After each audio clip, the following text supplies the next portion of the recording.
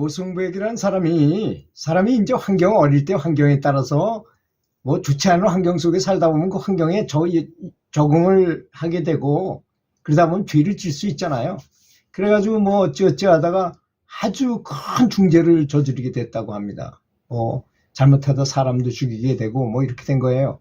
그 사람이 죽으려면요, 희한하게도 잘 죽어요.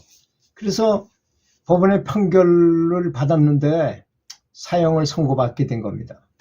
그래서 죽기만을 기다리고 있었어요. 근데 이 교도소 소장님이 보니까 이제 얼마 안 있으면 죽을 사람들을 위해서 아주 유명한 큰 스님이 와서 정토법회를 한다고 하는데, 시내에 있는 아주 큰 절에서 한다는데 호송을 딱 들고 가서 법문을 이 사람을 좀 듣게 해줬으면 좋겠다 하는 생각이 들어서 뭐 이렇게 그 교도관을 파견해가지고 같이 수갑을 챈 채로 법문을 듣게 했던 것입니다. 근데 자기가 먼저 사실은 그 교도소 소장님이 먼저 들었어요. 그분의 법문을.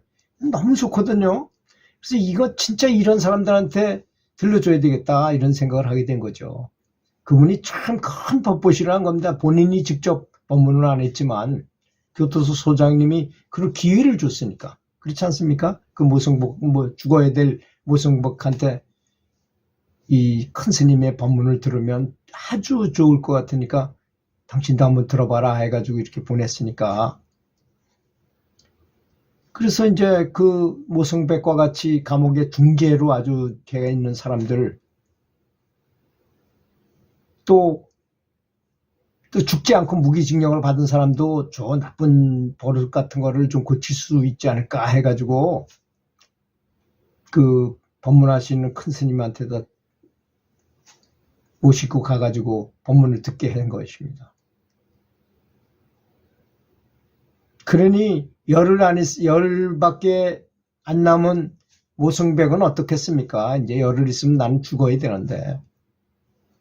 그러니까 이제 연불 법문이라는 걸 생전 처음 들은 거예요, 이 사람은. 그래서 관세음보살을 정성껏 부르게 되면 반드시 극락왕생을 한다는 거야.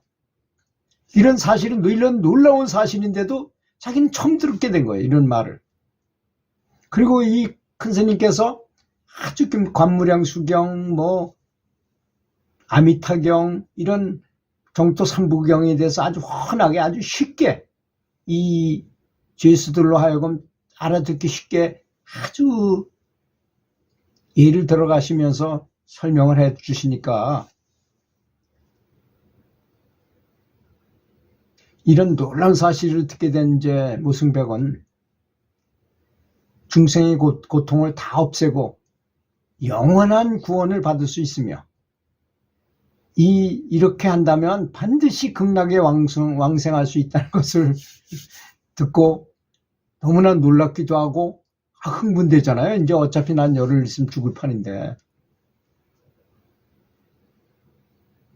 그때 그 마음가짐이 어떻겠습니까? 그죠? 곧 죽어야 되는 모승백의 입장에서. 그 순간부터 모승백은 마음속에 아무런 잡념도 없이 오직 목숨을 걸고 밤낮으로 아주 끊임없이 밥 먹으면서도 계속 관세음보살만 간절한 마음으로 연불을 했던 것입니다. 진짜 열과 성의를 다해서 한다는 말이 바로 이런 거죠. 어차피 열흘 있으면 죽을 판이니까.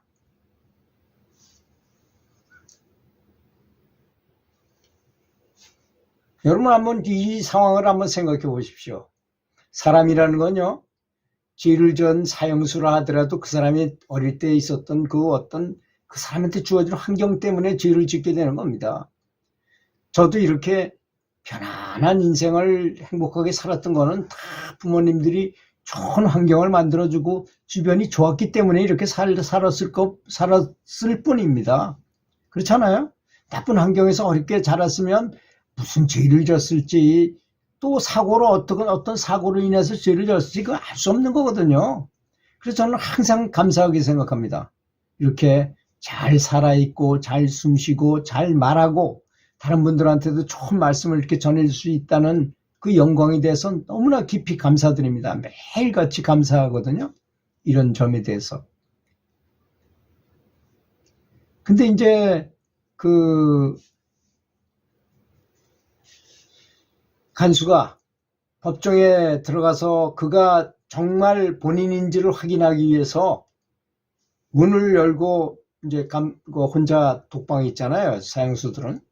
문을 열고 들어가서 이렇게 질문을 하려고 해보니까 아니 이렇게 문을 여는데 이상한 향기 같은 게 나는 거야. 근데 그 향기는요, 백단향 향기라 전단향이라고도 하기도 하고 하여튼 한정이 이 세상엔 없는 향기예요. 참 너무나 아주 좋은 향기입니다. 그런 향기가 풍기고 신기하게 딱 가가지고 질문하려고 보니까 이 사람이 앉은 채로 앉았는데 미소를 짓고 앉았는데 그래서 자기를 보고 이렇게 눈을 감고 이렇게 미소를 짓고 앉았길래 그래서 잘 살아있나 하고 이렇게 가서 만져보니까 딱딱하게 이미 굳은 거예요. 앉은 상태로 죽은 거예요. 죽었는데도 몸이나 이런 데는 살이 딱딱하게 굳질 않고 부들부들해. 그게 극락간 분들의 그 특징이거든요. 얼굴에는 너무나 화사한 미소를 짓고 있고 아주 만족한 미소를 짓고 이미 숨이 끊어진 상태였다는 것입니다. 아주 평온한 표정으로 숨이 끊어진 무송백은 기이한 향기가 코를 찌르는 듯이 진하게 물씬하고 나더니 머리 위에서는 금빛이 방사되고 하늘에서는 천상의 아름다운 음악이 은은하게 들려오는 것이었습니다. 그랬더니 교도소장은 자기가 소개해준 큰 스님을 소개해줘가지고 그 친구가 그렇게 극락왕산을 했더니 너무나 기쁘잖아요.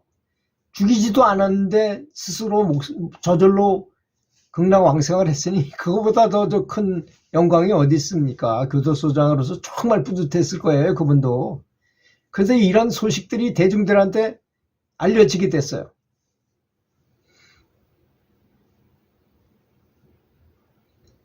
그리고 시장도 그 얘기를 듣고 너무 신기하잖아요. 이런 얘기가.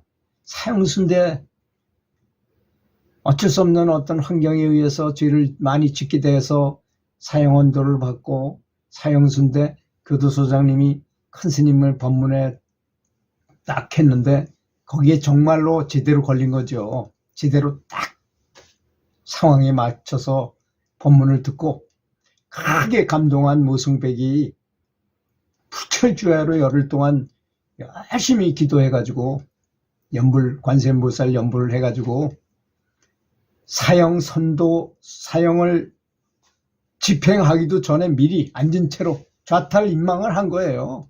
그것도 너무나 행복한 미소를 띠고 주변 사람들이 깜짝 놀랄 정도로 진한 향기를 풍기고 천상의 음악 소리도 들리고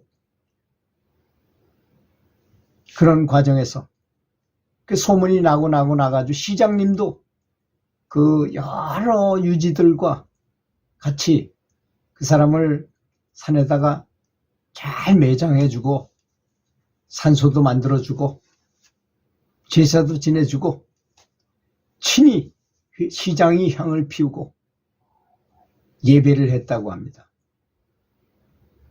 이런 것이 바로 관세음보살 연불, 아미타불 연불의 진수인 것입니다.